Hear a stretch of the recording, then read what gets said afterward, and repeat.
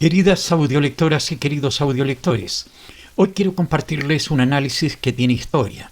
Lo escribí hace varios años, en esos tiempos en que era joven y en que leía sin pausa textos históricos y religiosos, tratando de entender no solo lo que pasó, sino cómo se narra lo que pasó. Entre esos libros estaba esta obra de Flavio Josefo, La guerra de los judíos, un texto que mezcla historia con tragedia, testimonio con interpretación y que sigue siendo un faro para quienes intentan comprender los conflictos antiguos desde sus raíces. Este primer libro es como abrir una puerta pesada hacia siglos de luchas, pactos, traiciones, reyes ambiciosos y pueblos asediados. Josefo no se limita a narrar batallas, sino que se adentra en los antecedentes remotos de la guerra entre Roma y Judea, y lo hace como quien ordena piezas de un ajedrez que ya tenían su destino escrito. Les invito a recorrer conmigo, paso a paso, cada uno de los capítulos de este primer libro, con la calma de quien escucha para comprender y la atención de quien sabe que la historia también se construye desde la voz. Iniciemos entonces el capítulo 1, que sería la introducción y linaje de Antíoco Epífanes. En este primer capítulo, Josefo no entra de inmediato en el conflicto contra Roma, sino que retrocede en el tiempo para situarnos en el contexto helenístico que marcó a Judea antes del dominio romano. No habla del linaje de los Seleucidas, enfocándose en Antíoco Epífanes, ese rey tan mencionado en la historia judía por su intento de helenizar por la fuerza a los judíos. Josefo explica cómo este monarca, que había sido rehén en Roma, subió al poder tras una sucesión accidentada y cómo su reinado abrió una etapa de tensiones religiosas y políticas. Al contarnos esta genealogía y estos primeros episodios, Josefo no está rellenando espacio, está preparando el terreno, mostrando que la opresión y la resistencia ya venían de antes, que los judíos ya habían sufrido antes de Roma la imposición de otras potencias extranjeras. Lo que me parece notable es que Josefo, aunque judío y sacerdote, no presenta a Antíoco como un villano sin matices. Le reconoce astucia, ambición y un lugar en la red de poderes del mundo antiguo. Esto no es menor. Nos da una pista de cómo va a narrar el resto del libro, con un estilo que trata de ser objetivo, aunque profundamente marcado por su experiencia como testigo y como sobreviviente. También deja entrever el inicio de un tema que será constante, la tensión entre la fidelidad a las tradiciones judías y la presión de los imperios. Aquí, en este primer capítulo, esa tensión ya comienza a hervir. Y yo les pregunto, queridas audiolectoras y queridos audiolectores, ¿cuánto creen que puede resistir un pueblo antes de explorar cuando su cultura se ve forzada a rendirse? ¿Qué se pierde cuando una tradición intenta ser borrada por decreto? Sigamos con el capítulo 2. Josefo nos lleva a un episodio que parece menor, pero que está cargado de simbolismo. Heliodoro, un emisario del rey Seleuco, intenta saquear el tesoro del templo de Jerusalén. Lo que se juega aquí no es solo dinero ni poder político, sino la relación entre lo sagrado y lo profano, entre lo que el pueblo considera inviolable y lo que para los invasores es solo riqueza material.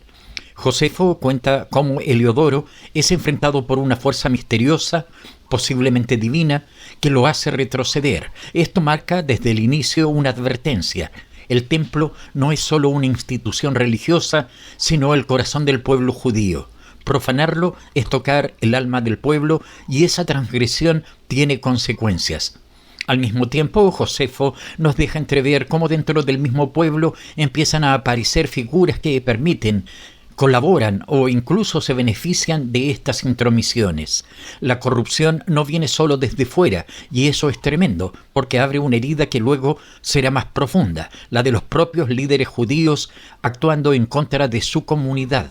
Aquí ya se perfila el conflicto entre los judíos helenizantes y los tradicionalistas. Es como si Josefo nos dijera, la guerra no empezó con Roma, sino mucho antes, dentro del propio corazón del pueblo, cuando se permitió que los intereses personales reemplazaran la defensa de lo colectivo. ¿Y ustedes qué creen, queridas audiolectoras y queridos audiolectores? ¿Hasta qué punto la destrucción viene de afuera y hasta qué punto la preparamos nosotros mismos desde dentro? En el capítulo 3 es difícil de tragar. Josefo relata cómo el puesto de sumo sacerdote, que antes era sagrado, comienza a repartirse como si fuera un ministerio del rey. Jasón compra el cargo, lo pierde y lo vuelve a disputar con Menelao, otro que hace lo mismo, y mientras ellos se pelean, los verdaderos valores se diluyen. Lo que era una función espiritual se convierte en una lucha por el poder, con traiciones, asesinatos y una profunda pérdida de legitimidad. Josefo no oculta su desdén por este proceso, lo escribe con una tristeza contenida pero muy clara. El sacerdocio se convierte en moneda de cambio, y los que antes guiaban al pueblo ahora lo dividen.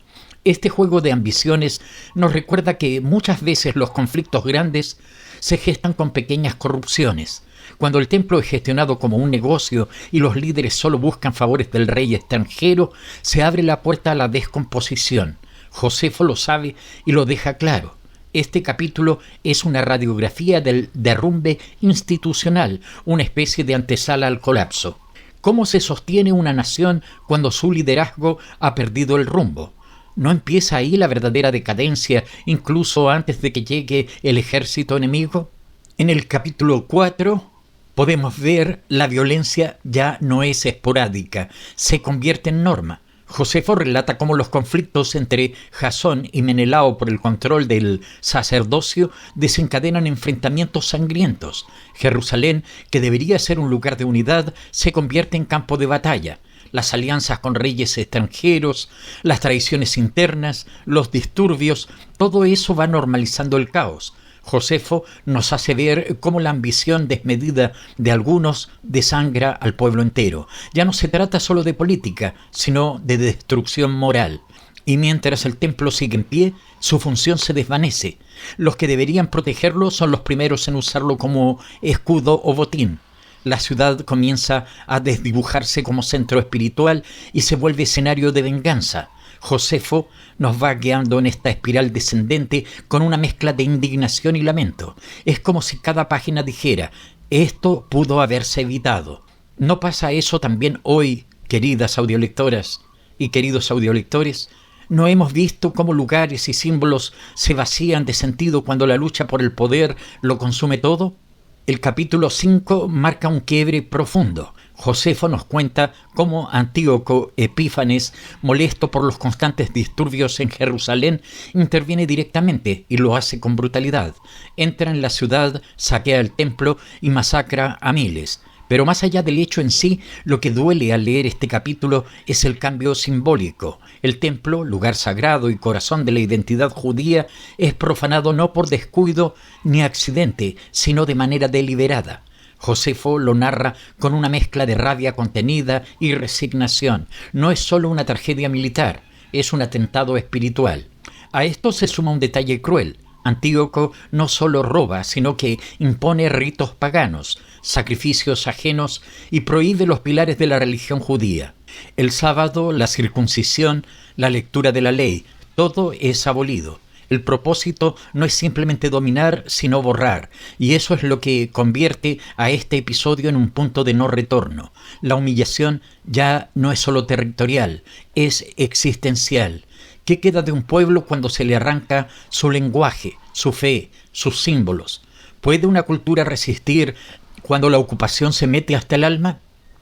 En el capítulo 6 aparecen por primera vez los héroes silenciosos. Josefo nos muestra que, pese a la represión brutal de Antíoco, hay quienes resisten. Algunas familias prefieren morir antes que abandonar sus costumbres. Otros practican su fe en secreto, ocultándose, enseñando a sus hijos la ley a escondidas. Este capítulo, aunque breve, es uno de los más emotivos, porque no se trata de grandes ejércitos ni estrategias políticas, sino de decisiones íntimas, dolorosas, a veces desesperadas, y sin embargo, ahí está la semilla de algo mayor, la voluntad de seguir siendo. Josefo no los idealiza ni los pinta como santos, pero deja claro que esa resistencia cotidiana, ese acto de fe en medio del terror, es el germen de la revuelta que vendrá después.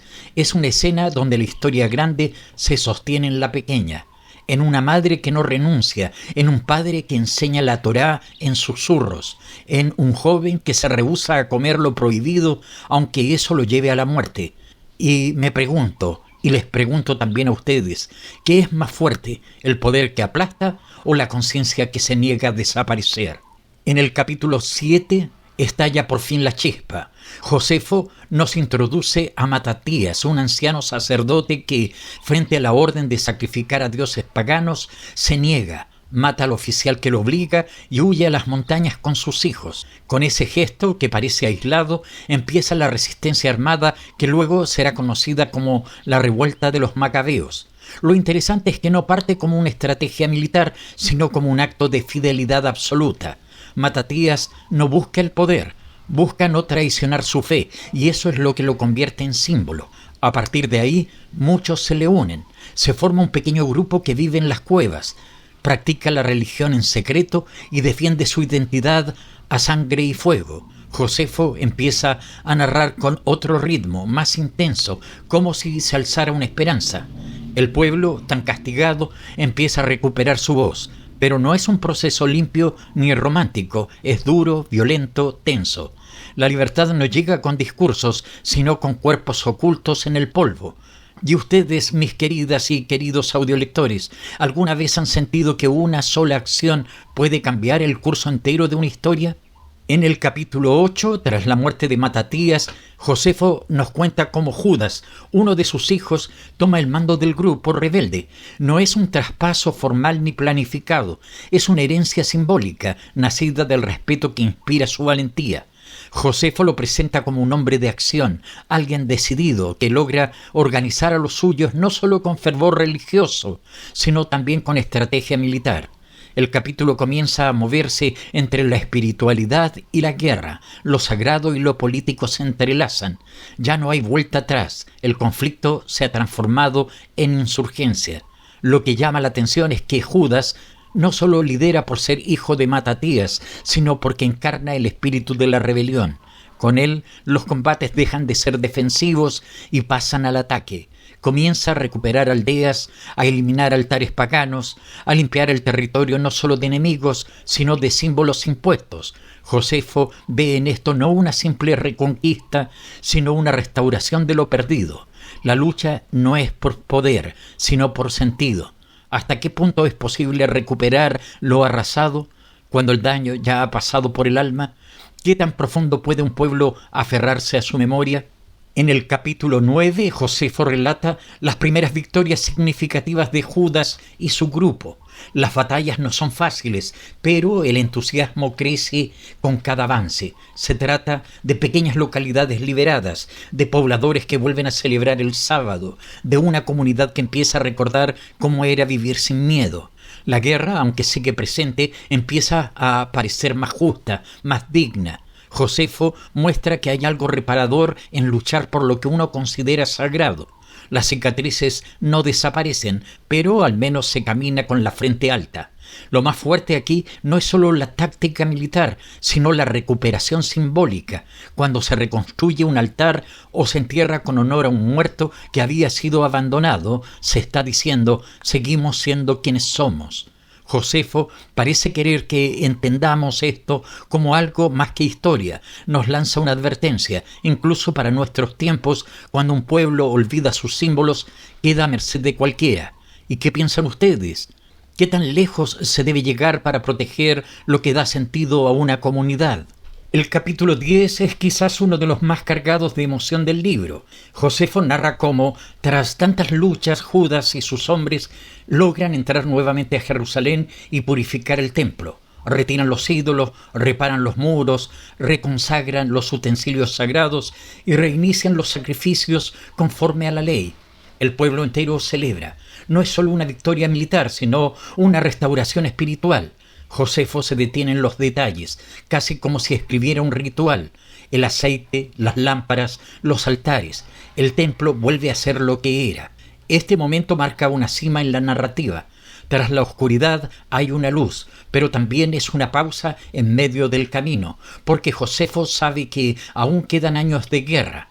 Esta escena funciona como un símbolo de esperanza, pero también como un recordatorio. Lo sagrado se puede perder, pero también se puede recuperar, solo que el precio es altísimo. Y yo me quedo pensando, ¿cuántas veces hemos dejado que lo esencial se manche para luego darnos cuenta de que hay que empezar de nuevo desde las ruinas? En el capítulo 11, Josefo nos muestra aquí cómo la rebelión de los judíos no solo molesta a los seleucidas, sino que empieza a inquietar a los pueblos vecinos. Los idumeos, amonitas y filisteos ven con desconfianza el resurgimiento de Judea y se preparan para responder. El capítulo se vuelve más amplio, más geopolítico. La guerra deja de ser un asunto entre dos partes y se convierte en un conflicto regional. Judas Macabeo, lejos de retroceder, se adelanta a los ataques, lucha en distintos frentes sin perder el centro espiritual de su causa. Josefo destaca su capacidad como estratega, pero también como un líder que inspira fidelidad. Lo notable es cómo, en medio de tantas amenazas, el pueblo judío empieza a recuperar algo que no tenía hace tiempo: cohesión.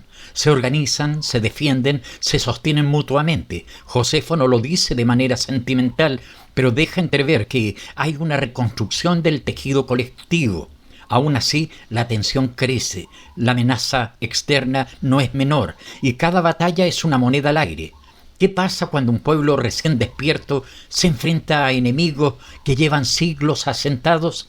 ¿Qué tan fuerte debe ser una identidad para resistir ese asedio?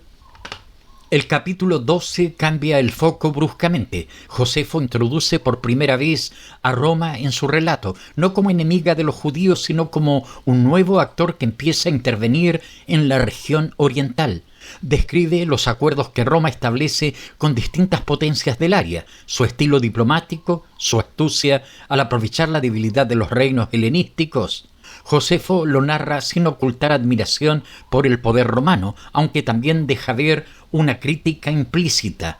Roma no conquista de inmediato, pero pone las bases para controlar. Es una fuerza que avanza sin levantar la espada, al menos por ahora. Esta mención no es casual. Josefo ya sabe cómo terminará la historia y por eso anticipa la entrada de Roma como un eco lejano que irá creciendo hasta convertirse en protagonista. Este capítulo nos obliga a mirar más allá de la rebelión actual y a preguntarnos por los ciclos de los imperios. Cuando uno cae, otro lo sustituye, y así Judea queda siempre en el medio, como tierra deseada por todos. ¿Hasta cuándo puede un pueblo sobrevivir atrapado entre colosos? ¿Y cuánta autonomía real puede haber cuando todos te observan como pieza de ajedrez? En el capítulo 13, Josefo cierra el libro con un giro de época. Salta en el tiempo y nos lleva al ascenso de Herodes el Grande, mostrando cómo Roma pasa de influir a decidir. Herodes, mitad idumeo, mitad judío, no es elegido por el pueblo, sino impuesto por los romanos. Su ascenso marca el inicio de una nueva etapa, una Judea subordinada, gobernada por intereses externos, aunque con fachada local. Josefo se cuida en cómo lo presenta, reconoce su talento político y militar, pero también deja claro que su legitimidad es débil. Herodes es un hombre que sabe moverse en el tablero imperial, pero su poder no nace del pueblo, sino de César. Este cierre anticipa lo que vendrá: décadas de tensiones, descontento y finalmente guerra abierta. Josefo deja al lector con una sensación de nudo en la garganta. La historia no termina, apenas se transforma. Herodes será rey, sí, pero su reinado no resolverá el conflicto de fondo. ¿A quién pertenece realmente Judea? ¿A sus habitantes, a su fe, a su memoria, o a quien tenga el favor del imperio de turno? Y les pregunto, queridas audiolectoras y queridos audiolectores, ¿cuántas veces en la historia nos han ofrecido estabilidad a cambio de silencio? ¿Y qué se pierde cuando aceptamos? En el capítulo 14, Josefo detiene un poco el relato bélico para contarnos un conflicto interno que va marcando el declive de la unidad judía, la disputa entre los asmoneos, que se consolidan como poder político y militar, y los fariseos, que representan una visión religiosa más popular y crítica del poder. Este capítulo es clave para entender cómo, incluso después de vencer enemigos externos, los desacuerdos internos pueden erosionar la cohesión lograda. Josefo no oculta su simpatía por el orden, pero reconoce que los fariseos, con su insistencia en la ley y su mirada ética, tenían razón en algunas de sus objeciones. Lo interesante es cómo la política empieza a dividir al pueblo en líneas cada vez más marcadas. Ya no es solo la lucha contra Roma o los griegos, ahora son los propios judíos quienes debaten sobre el rumbo de su nación. Y Josefo parece preguntar, sin hacerlo directamente, ¿de qué sirve ganar batallas si luego nos enfrentamos entre nosotros por el modo de vivir? Es una advertencia sutil pero firme sobre el costo de la división ideológica en tiempos donde lo que más se necesita es unidad. ¿Qué harían ustedes si vieran que quienes lucharon juntos ahora se acusan como enemigos? En el capítulo 15 del libro primero, Josefo introduce una figura clave para lo que vendrá después, Antípatro, el padre de Herodes. Este personaje es descrito como hábil, oportunista, buen negociador, pero sin una conexión profunda con el pueblo. Josefo nos muestra cómo Antípatro se convierte en consejero de Hircano II y logra acercarse al poder romano, particularmente a Pompeyo. Aquí ya no hay guerra religiosa ni defensa del templo, lo que hay es diplomacia, intereses cruzados, pactos secretos. Es un terreno turbio donde la lealtad no está con el pueblo ni con la ley, sino con la conveniencia. El tono de Josefo es más sobrio, más frío. Ya no hay pasión en la narrativa, sino cálculo. La historia se vuelve más parecida a un tablero donde cada quien mueve sus piezas para sobrevivir. Lo que resulta inquietante es cómo personajes como Antípatro, que no tienen raíces profundas en la tradición judía, terminan manejando los hilos. Es un recordatorio de que muchas veces quienes tienen el poder no son quienes mejor representan a una comunidad. Y eso me lleva a preguntarles, ¿no hemos visto eso también en nuestros tiempos? Personas que hablan por todos, pero sin haber sido elegidas por nadie. Llegamos a el último capítulo del libro primero. Este es un cierre amargo, inevitable. Josefo relata cómo Pompeyo entra en Jerusalén, no como un visitante, sino como un conquistador. Toma el templo, examina el Santo de los Santos, algo impensado para un judío, y deja a Hircano II como sumo sacerdote, pero sin verdadero poder. Es decir, Roma se instala. La autonomía judía queda herida de muerte. El control ya no depende del pueblo ni de su historia, sino de lo que decidan los gobernadores romanos. Josefo no lo narra con furia, sino con una tristeza que atraviesa cada línea. El símbolo más fuerte de este capítulo es la imagen de Pompeyo cruzando el umbral del lugar más sagrado sin sufrir castigo alguno. Josefo no necesita subrayar la tragedia, está en el silencio que sigue. El templo no fue destruido, pero quedó abierto, vulnerado, inspeccionado. Es como si se hubiera roto algo invisible. La guerra aún no había comenzado formalmente, pero la herida ya estaba hecha, y así termina el libro primero. Yo les dejo esta pregunta. ¿Cuándo empieza una guerra realmente? ¿Cuando se dispara la primera flecha o cuando se cruza una línea que no se debió cruzar nunca?